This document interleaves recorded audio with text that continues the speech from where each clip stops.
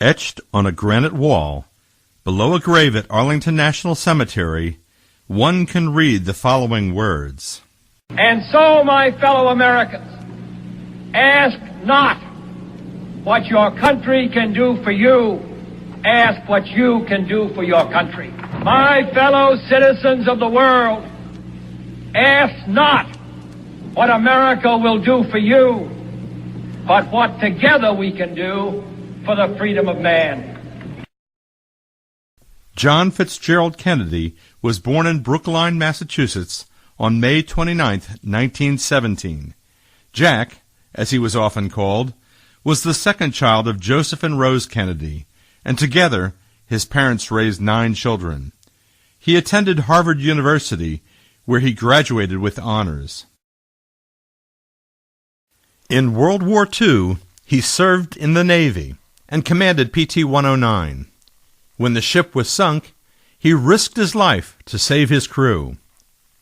Serving his country helped to shape his thoughts on the future of America's right to defend its freedom. Let every nation know, whether it wishes us well or ill, that we shall pay any price, bear any burden, meet any hardship, support any friend, oppose any foe, to assure the survival and the success of liberty. Let the word go forth from this time and place to friend and foe alike that the torch has been passed to a new generation of Americans.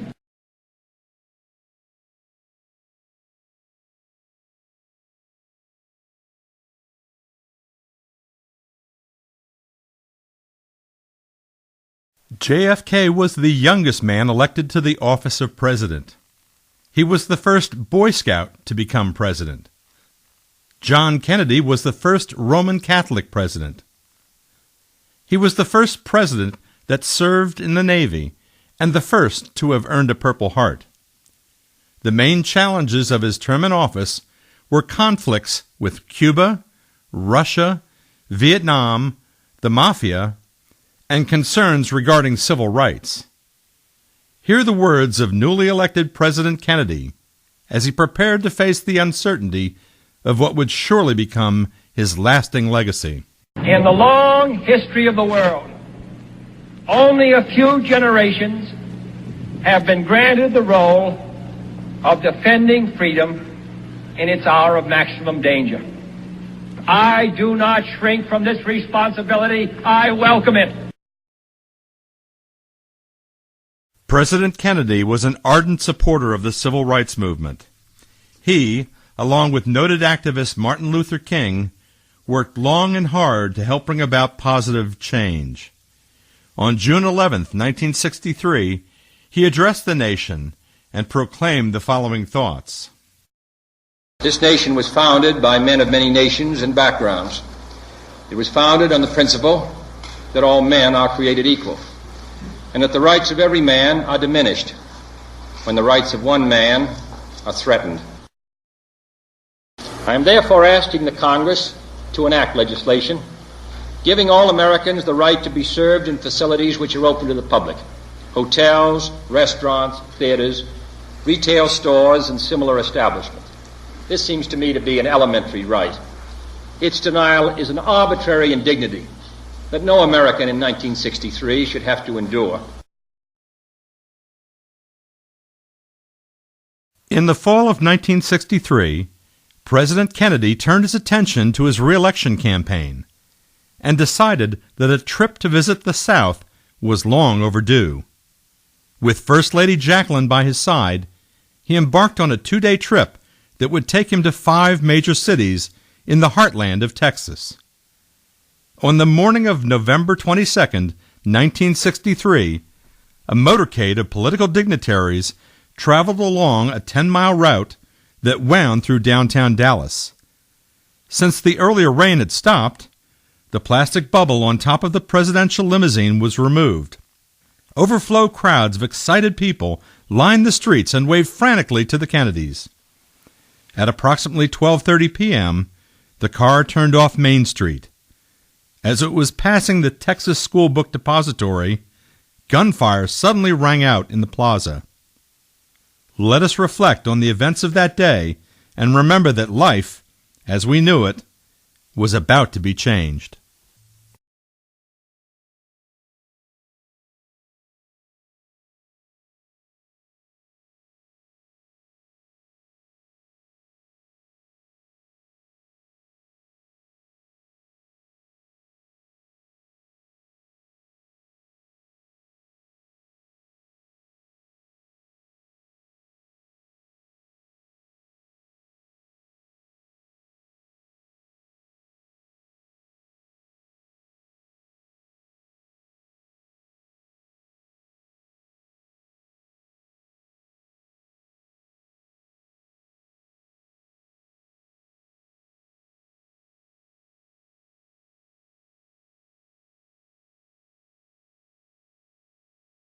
Two of the 3 shots fired struck the president, causing him to slump over toward Mrs. Kennedy.